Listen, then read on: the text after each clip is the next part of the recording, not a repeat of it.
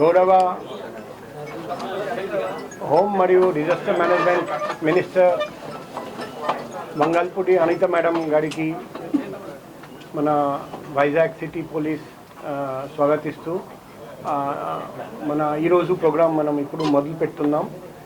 So ఈరోజు మనం భారతదేశంలో ఎక్కడ లేని విధంగా ఒక ప్రోగ్రాం పెడుతున్నాం. అది వచ్చేసి rehabilitation of reformed drug addicts and alcohol addicts.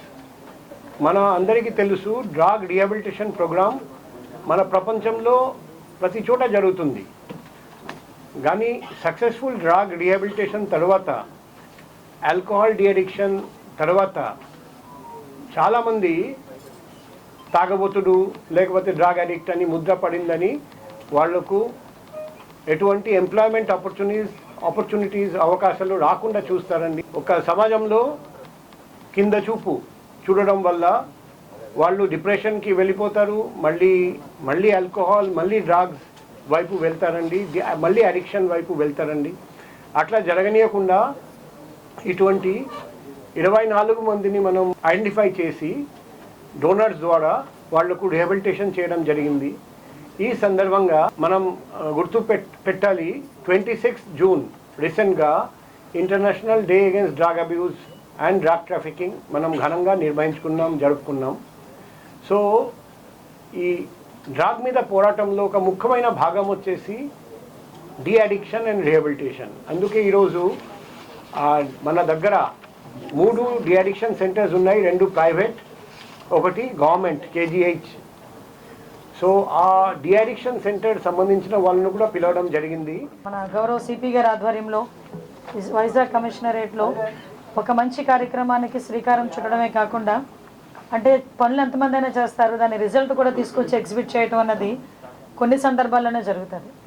ఆ కొన్ని సందర్భాల్లో ఆ సందర్భం కూడా విశాఖపట్నం కమిషనరేట్ ఇనిషియేటివ్ తీసుకున్నందుకు ప్రత్యేకంగా మన వైజాగ్ కమిషనరేట్కి మన సిపి గారికి, అదేవిధంగా మణికంఠ ప్రశాంతి గారు, అదేవిధంగా మన లతామాధురి గారికి అందరికీ కూడా ప్రత్యేకంగా ధన్యవాదాలు తెలియజేసుకుంటూ ఈరోజు ముఖ్యంగా గ్రీన్ వ్యాలీ ఫౌండేషన్ మా మేడంకి ప్రత్యేక ధన్యవాదాలు, seed organisation, new life integrated rehabilitation centre వారికి, అదేవిధంగా మన మెంటల్ కేర్ హాస్పిటల్ నుంచి కేజీహెచ్ నుంచి వచ్చిన వాళ్ళందరికీ కూడా ప్రత్యేకంగా నేను ధన్యవాదాలు తెలియజేసుకుంటున్నాను.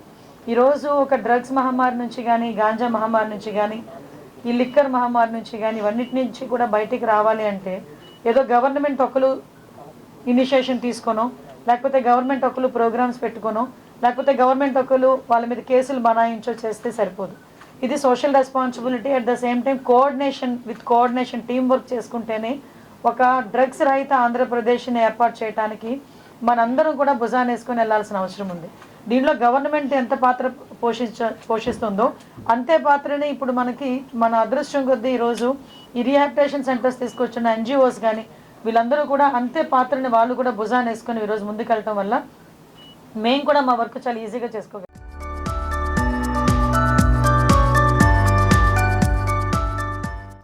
నా పేరు జానకి రాణి, మా హస్బెండ్ తివారీ గారండి. మాకు మ్యారేజ్ అయ్యి 26 ఇయర్స్ అవుతుంది.